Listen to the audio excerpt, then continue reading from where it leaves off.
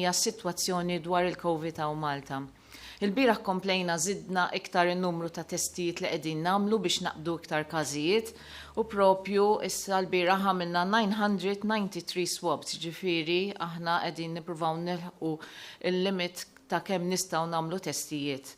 Min dawn il-993 tests li għamilna kien hemm 6 minnhom li ġew pożittivi.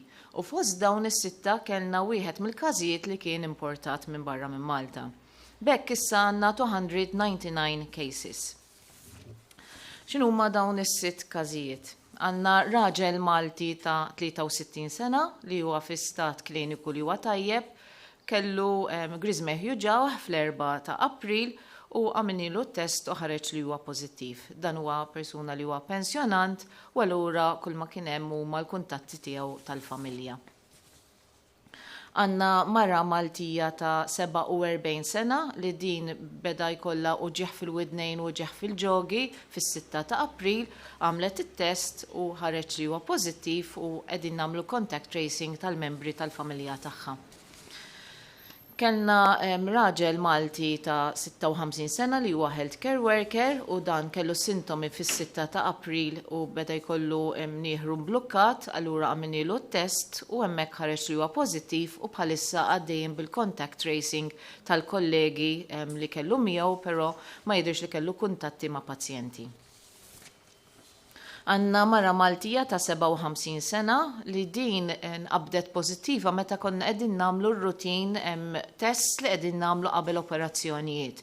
Ġvewek qed joħorġu li jista' jkollok ftit każijiet ukoll li jistgħu ma jkollhomx daqshekk sintomi jew ġieli bla sintomi. Din persuna l-aħħar li kienet marret xogħol fi 17 ta' Marzu allura hemmhekk m'għandniex riskju ta' espożizzjoni u qegħdin nagħmlu contact tracing tal-membri tal-familja.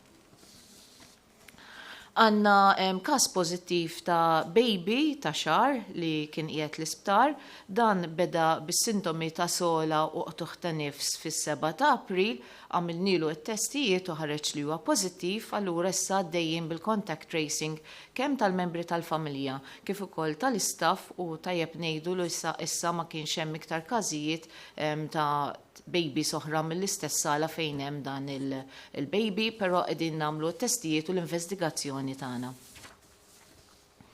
Għandna raġel Malti ta' 52 sena li preżenta b'sintomi ta' diarreja u nuqqas ta' toma fil-5 ta' April.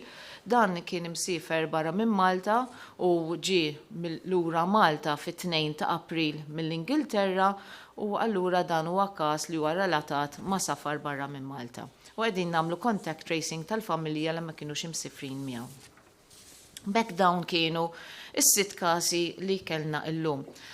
Vera llum għamilna ħafna testijiet, vera li n-numru qegħdin taraw żgħir, speċjalment meta huwa komparat man-numru kbir li kellna l-bieraħ bħalma, però dejjem qegħdin ngħidu n-numri individwali ta' kull ġurnata ma jfissrux wisq.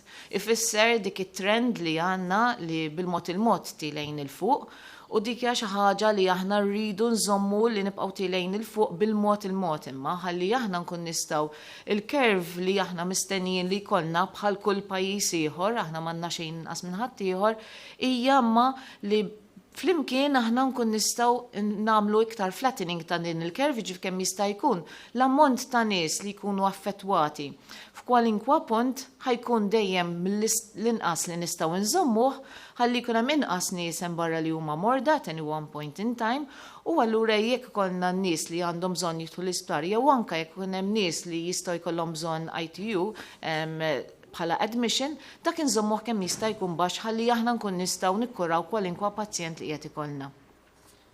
Tajjeb ngħidu wkoll li bħalma qegħdin taraw aħna qed nagħmlu ħafna iktar testijiet u qegħdin naraw kif nistgħu nwasslu r-riżultati aħjar lil dawk il-pazjenti li nkunu ttestjajna, speċjalment dawk il-pazjenti li jkunu ħarġu negattivi. Allura aħna biex inlaħqu mad-domanda u kemm jista' jkun inkun nistgħu nwasslu lkom ir-riżultat malajr kemm jista' jkun, Aħna daħalna sistema oħra issa anka permezz ta' SMS fejn dawk il-persuni li jatuna mobile number u li nkun nistgħu nibatulhom SMS aħna nibatulkom ir-riżultat b'SMS. Jekk ikolkom xi mistoqsijiet wara li tirċievu l-SMS toqgħodux tinkwetaw xejn tistgħu terġgħu ċemplunna fuq il-helpline biex aħna nkun nistgħu nigwidawkom, però hekk issa għandna 3 metodi ta' trasmissjoni tal-messaġġ negattiv li huwa b'SMS, jew inkella nċemplulkom jekk ma jkollkomx mobile number jew inkella anke jekk tuna email nkun nistgħu nibatulkom email. Importanti li tatuna n-numri tal-telefon li huma korretti. Għalli sfortunatament ġili qed ikollna numri mhumiex daqshekk korretti u allura nkunu indumu iktar biex nkun nista' nsibu mezz ta' kuntatt magħkom. Nerġa' nfakkar imma wkoll li meta persuna jiġi biex jagħmel it-test, importanti li meta tagħmlu t-test intom ġejtu għaliex għandkom is-sintomi. Allura importanti li ma tmorrux lejn ix-xogħol imma tmorru d-dar u tistennew sakemm joħroġ ir-riżultat. Wara li joħroġ ir-riżultat ukoll ma tkomx tmorru għax-xogħol għax la darba għandek is-sintomi inti tkun tista' qed tferrex kwalinkwa virus jew mikrobu ieħor li jista' jkollok qed jikkaġunalek dawn is-sintomi. Allura importanti li persuni joħorġu negattivi jagħmlu 24 siegħa oħra wara li jieqfu is-sintomi qabel ma huma jerġgħu jmorru lura x-xogħol. Bekk aħna kunu qegħdin innaqsu mhux ir-riskju ta' trasmissjoni ta' dan il-virus biss, imma anka ir-riskju ta' trasmissjoni ta' diversi mikrobi oħrajn li jkunu qegħdin iduru madwarna. Grazzi. Mela, għandna lill-ġurnalisti Matthew mill-Orizzont. Nofsinhar tajjeb, Professor Għawdxin, għandi ġiex mistoqsijiet jekk ma jimpurtax. L-ewwel waħda, dak il-persuni li batu mhix in kundizzjoni medika li ma jaqgħux strettament taħt l-avviż legali 111. Qegħdin jikkomunikaw ma' response team tal-COVID-19 u fost ir-risposti li qegħdin jirċievu hija li l-kundizzjoni personali tagħhom qiegħda tiġi assessjata minn membri ta' bord. Xtaqt insaqsi min jinsab preżentament bħala membri fuq dan il-bord u x'inhuma l-poteri u responsabbiltajiet tiegħu. It-tieni mistoqsija hija f'każijiet ta' djar fejn jkun hemm iktar minn familja waħda, fosthom familji każijiet ta' separazzjoni jew divorzju, fejn il-ġenituri huma legalment obbligati li jaqsmu l-kustodja tagħhom ta' tfal bejniethom għal perjodi stabbiliti. Bħala Supretendent tas-Saħħa Pubblika x'tissuġġerixxi li tfal jibqgħu f'post wieħed jew inkella l-kustodja tat-tfal tibqa' tinqasam bejn il-ġenituri bl-istess provvedimenti ta' qabel. Grazzi. Fuq in-nies li huma vulnerabbli nerġgħu nfakru li din hija miżura fejn aħna qegħdin nipproteġu lil dawk in-nies li huma vulnerabbli fejn mill-literature review li għamilna u anke skont rakkomandazzjoni tal-Għaqda Dinjija tas-Saħħa għandek ċertu kundizzjonijiet mediċi li jekk persuna b'dawn il-kundizzjonijiet jaqbdu il-COVID għandu iktar ċans ta' komplikazzjonijiet u dawk kienu n-nies li batnielhom litra. Qed ikollna diversi nies li għandhom kundizzjonijiet oħra li mhumiex kienu listjati fil-legal notice li qegħdin ikellmuna. Infatti aħna dan konna ħloqna board mill-bidunet li huma board ta' nies li huma kliniċi li huma qegħdin jaraw l-evidenza x'hemm minn barra x'ġara f'pajjiżi oħra min huwa l-iktar friskju u bbażat ta' dan rakkomandazzjoni li qed jagħmlu dawn il-board aħna nkun nistgħu propju naraw u nieħdu deċiżjoni jekk hemm xi kundizzjonijiet mediċi oħrajn li nistgħu nżiduhom propju fil-lista. Però din il-lista mbagħad jekk ħajkun hemm bżonn li jiżdiedu iktar kundizzjonijiet hemmhekk inti nkun rridu namendaw propju l-avviż legali. Fuq is-sitwazzjoni ta' persuni li jista' jkollok pereżempju tfal li jkollhom żewġ familji għaliex ikun hemm każ ta' separazzjoni jew divorzju, aħna rridu nħarsu lejn l-istampa kollha kif inhi. Aħna nafu li tfal irid ikollhom il-kuntatt ma' żewġ ġenituri tagħhom, allura wkoll hemmhekk tibbilanċja r-riskju ta' saħħa pubblika wkoll mal-gwadan li jkollu t-tifel li jkollu kuntatt mal-ġenituri tiegħu. L-iktar ħaġa importanti hija li inti jkollok in-nies li kemm jista' jkun ma jkollhomx kuntatt ma' nies oħrajn li huma barranin mill-familja. Allura huwa importanti li inti jkollok kemm jista' jkun jekk it-tifel ħajjimxi minn household għall-oħra kemm jista' jkun in-nies f'dik il-household ikunu kemm jista' jkun l-istess nies ħalli n-numru ta' nies li dan it-tifel ikun qed jiltaqa' magħhom dejjem ikun mill-inqas li jista' jkun. Gert, Malta Today. Hi, Professor Għawdxin. Semmejta l-lum u semmejta l-biraħ ukoll li kellkom każijiet, speċjalment ta' nies li daħlu għal xi operazzjoni li kienu mingħajr sintomi u qbattuhom minħabba ir-routine test li qed tagħmlu l-isptar. Tinkwetakom di li qed tissibu nies pożittivi li ma kellhomx sintomi, da jista' jfisser li għandna nies oħra barra li ma jafux li għandhom il-virus fuqhom. Ma nafx tinkwetekomx meta tħarsu lejn l-istampa kollha. U t-tieni mistoqsija forsi daqsxejn it-tarbija li semmejt. I kienet diġà l-isptar f'ward ma' trabi oħra jew ittieħdet l-isptar għaliex ħarġu l-sintomi? Mela, fuq l-ewwel punt ta' li inti kollok nies li jaħorġu pożittivi u huma jgħidulna ma kellhom l-ebda sintomi, iva minnaħa ta' saħħa pubblika hija inkwetanti ħafna. Għaliex meta inti għandek strateġija fejn qed tipprova taqbad lin-nies li għandhom is-sintomi biex inti tiżolhom, il-fatt li jkollok trasmissjoni u nies li huma pożittivi waqt li m'għandhomx sintomi huwa inqas ċans li inti tista' taqbad dawn in-nies. U kien għalhekk propju li aħna daħħalna fil-miżuri mill-bidu net li inti il-miżuri huma ta' physical u social distancing fejn in-nies kemm jista' jkun ma jkollhomx kuntatt ma' nies oħrajn għax bħalma dejjem edna inti ma tkunx taf dak il-persuna jekk huwiex qiegħed iġorr il-virus, ma tafx jekk dak il-persuna għandux is-sintomi jew inkella ma tafx jekk dak il-persuna huwiex infettiv at that particular point in time. Allura huwa importanti li aħna nżommu l-kuntatt biss man-nies li għandna fil-household tagħna għaliex inti jekk tiltaqa' ma' persuni oħrajn hemm ċans kbir li dawk il-persuni jista' jkollhom dawn is-sintomi. Li tkellimna fuq din it-tarbija, din hija tarbija ta' xahar li kienet qiegħda diġà l-isptar u din it-tarbija żviluppat sintomi ta' sola u tuħ ta' nifs u kien għalhekk li aħna għamilnielha t-test. U propju hemmhekk nistgħu naraw li inti jista' jkollok trasmissjoni fejn anka ġa sala, avolja nagħmlu l-efforts tagħna kemm nistgħu, hemm ċans li jista' jkollok kemm persuni, pereżempju l-ġenituri li setgħu daħlu ġa l-isptar u għaddew dan il-mikrobu lit-tarbija. Jew inkella jista' jkollok persuni oħrajn li jkunu qegħdin fis-sala. U għalhekk li aħna kemm jista' jkun inkunu stretti ħafna anka fuq il-visiting hours tal-persuni li jistgħu jitlu. Għaliex inqas ma jkollna kuntatt minn nies ma' persuni oħrajn li qegħdin fl-isptar u min vera m'għandux bżonn jidħol fl-isptar, allura hemmhekk innaqsu dejjem iċ-chances li aħna jista' jkollna iktar espożizzjoni. You are unmuted by host. Elwana sanar tajjeb. Prof Għawdxin, kien hemm studju mill-riċerkaturi Amerikani mill-Institute for Health Metrics and Evaluation u skont huma Malta se tilħaq il-peak bejn wieħed u ieħor fl-aħħar tax-xahar, fl-aħħar ta' April, u se jkollna madwar 19 persuna se jmutu. Dawn ma bejn wieħed u ieħor l-istess predictions li għandkom intom u t-tieni mistoqsija jekk int konġu bil-fatt li hawn persuni vulnerabbli li ma jikkwalifikawx bħala vulnerabbli skont il-kriterji tal-istat u għalhekk ma jistgħux ikollhom special quarantine leave mix-xogħol. Mela Tim, fuq il-modeling aħna nafu li il-modeling jgħin ħafna fl-ippjanar. Imma eżatti x'ħajiġri jiddependi minn fuq diversi fatturi. Aħna qegħdin naħdmu biex l-R factor ġifi kemm jiġi trasmess minn persuna għall-oħra dejjem kun nistgħu innaqsuh ħalli l-firxa ta' dan il-virus dejjem jonqos. Iżjed ma naqsu dan l-R factor, iżjed aħna nkun nistgħu innaqsu l-impatt li jista' jkollna ta' numru ta' nies li huma affettwati u n-numru ta' nies li jista' jkollhom bżonn li jidħlu l-isptar. U dan l-R factor nistgħu innaqsuh permezz tal-miżuri li qegħdin nieħdu. Nistgħu innaqsuh permezz tal-kooperazzjoni tal-pubbliku li huma jkun jistgħu jikkoperaw iktar mal-miżuri li qegħdin aħna nagħmlu rakkomandazzjoni għalihom u anke propju l-avviżi legali li aħna ħriġna. Jiġifieri x'ħajiġri eżatt aħna ppreparati għall-eventwalitajiet li jista' jkun hemm, però ippreparati wkoll milli aħna jkollna biżżejjed sodod għal R factor li jkun kemm jista' jkun limitat u għalhekk irridu l-għajnuna l-kooperazzjoni ta' kulħadd. Fuq is-sitwazzjoni kien hemm mistoqsija oħra Tim? You are unmuted by host.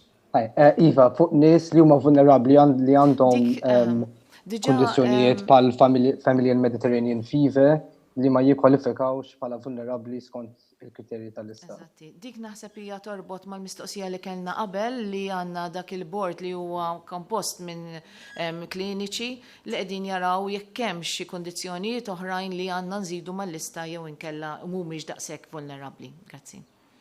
Nicole, Newsbook? F'pajjiżi oħra ġinnotat li żdiedu l-imwiet minħabba kundizzjonijiet oħra ta' saħħa, imma daw jibżgħu jmorru l-isptar. Hawn persuni li qegħdin jibżgħu jmorru l-isptar f'Malta? Grazzi Nicole, din hija mistoqsija li hija importanti ħafna u qegħdin naraw ukoll aħna u Malta di sitwazzjoni wkoll li aħna għandek nies li bħalissa għandna s-sitwazzjoni tal-Covid għaddejja. Però il-mart liħor ma waqafx, jiġifieri l-kundizzjonijiet, pereżempju mart tal-qalb, tajjeb, dawn min għandu mart tal-qalb, xorta sfortunatament qiegħed ikollu komplikazzjonijiet minħabba tal-mart tal-qalb, jew inkella mart respiratorju ieħor jew inkella mart ieħor. Importanti nwasslu lil messaġġ li l-isptar tagħna aħna qsamnieh fil-COVID u non-COVID area.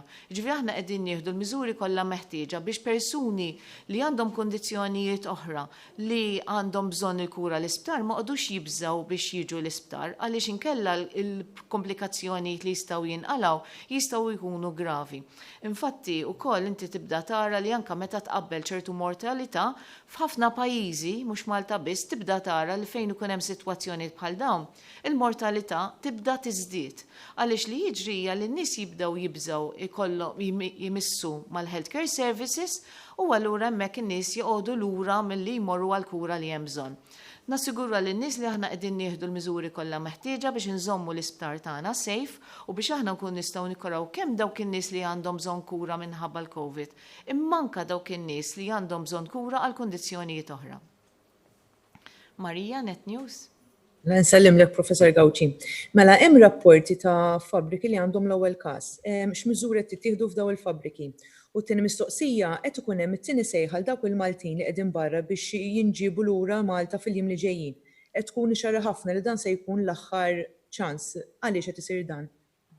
Mela, minnaħa ta' din l-repatriation flights tajjeb dan hija miżura qed jieħdu il-Foreign Affairs tajjeb li qegħdin jgħinu lil dawk il-Maltin li qegħdin propju barra minn Malta. U dawn il-Maltin għandhom l-opportunità li jiġu lura Malta, allura hemmhekk ukoll importanti li huma jkunu qegħdin ukoll f'kwarantina ta' 14-il ġurnata minn meta jiġu u anke li jkunu segwiti jekk huma għandhom xi sintomi jew le.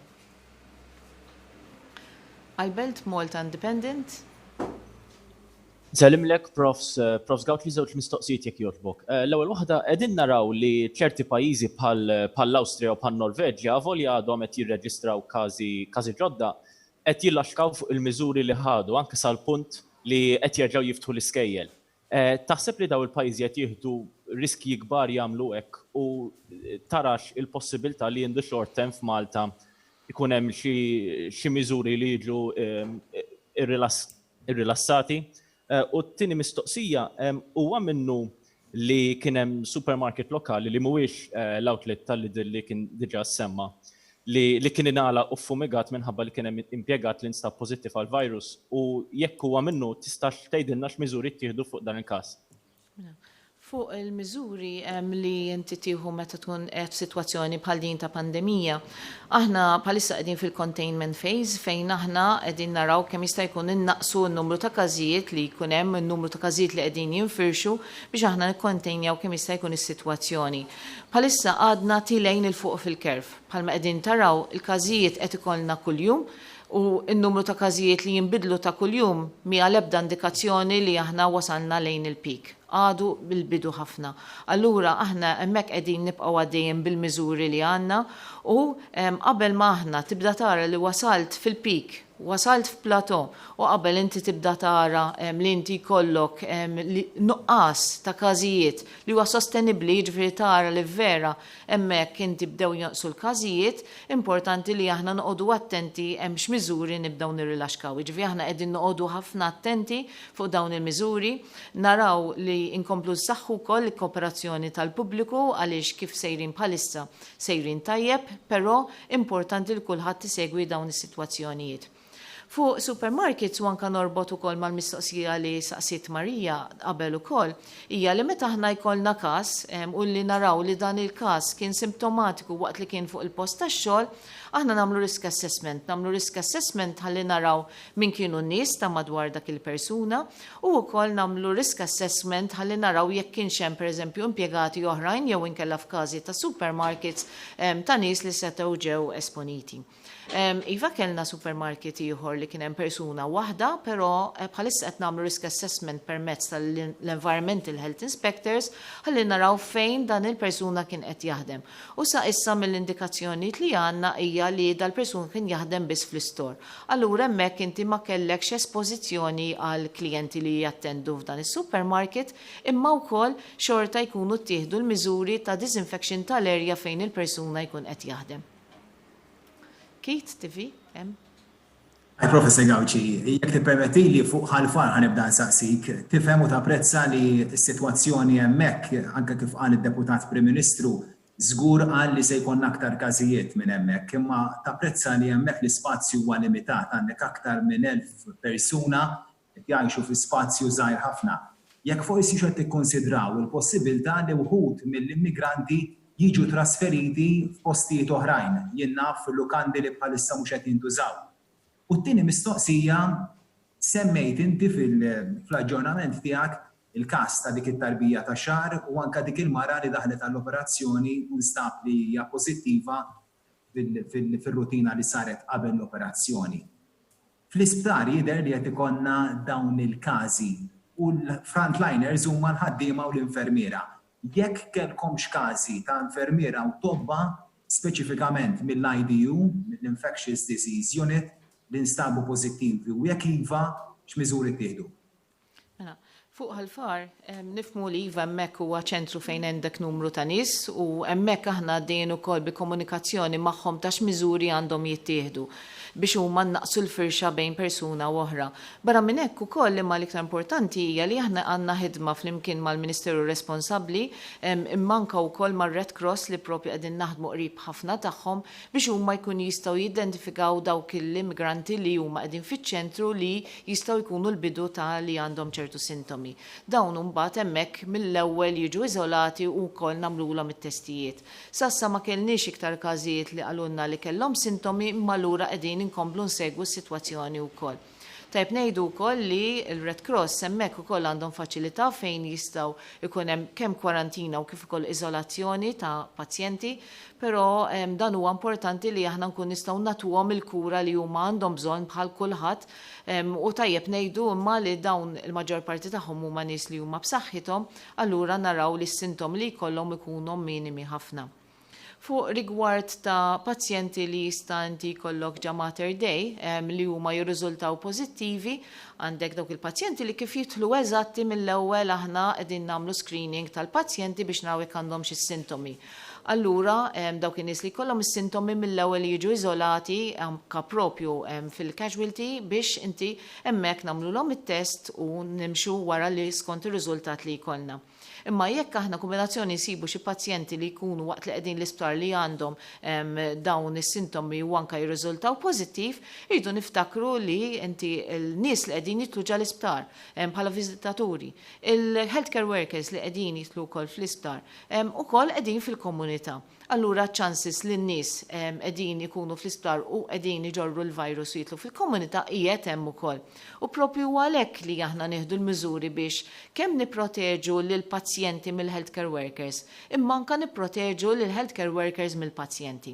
Bl-użu tal-PPE, hand hygiene li huwa importanti ħafna u anke id-distanza minn persuna għall-oħra.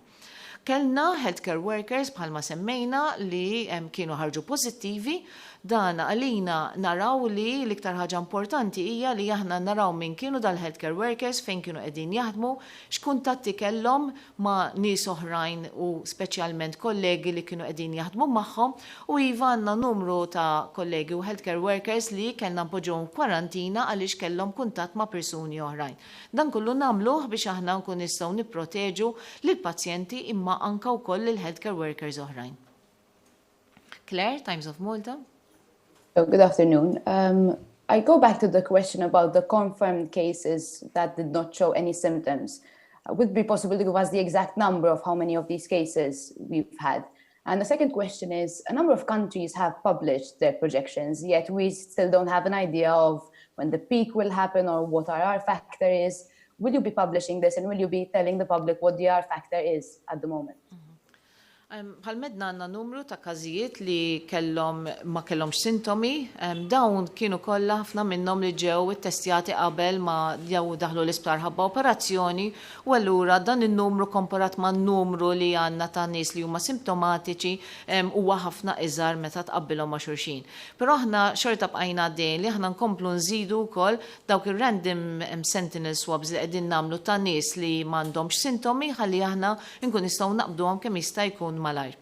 Fuq il-projections dan jiddependi ħafna x'ħajkun l-R factor u l-R factor bħalma spjegajt qabel jiddependi ħafna wkoll fuq kemm ikun hemm nies li jimxu mal-miżuri li qegħdin aħna nagħmlu.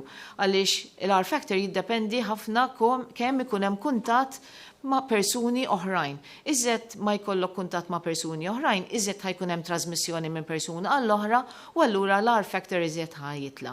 Iżjed ma jitla l-R factor iżjed hemm chances li jkollna iktar nies li jkollhom is-sintomi, iktar nies li għandhom l-infezzjoni u iktar ċans li jkun hemm nies li jtu l-isptar. U dawk huma l-miżuri li qegħdin nieħdu aħna bħalissa biex innaqsu din il-firxa.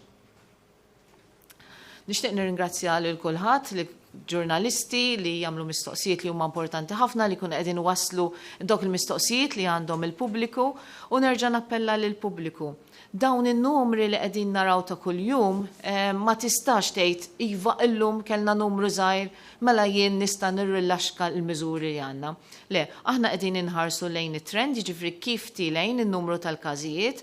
Nafu li aħna għadna tilejn il-fuq, importanti li jintom tikkooperaw ma dawn il-miżuri li qegħdin nagħmlu aħna. Aħna għaw tim kbir ħafna li qed jaħdem l-isptarijiet u l-entitajiet kollha li qegħdin naħdmu biex aħna nkun nistgħu nipproteġukom. Imma mingħajr l-għajnuna tagħkom, il-kooperazzjoni tagħkom ma nistgħux nikkontrollaw dil-marda.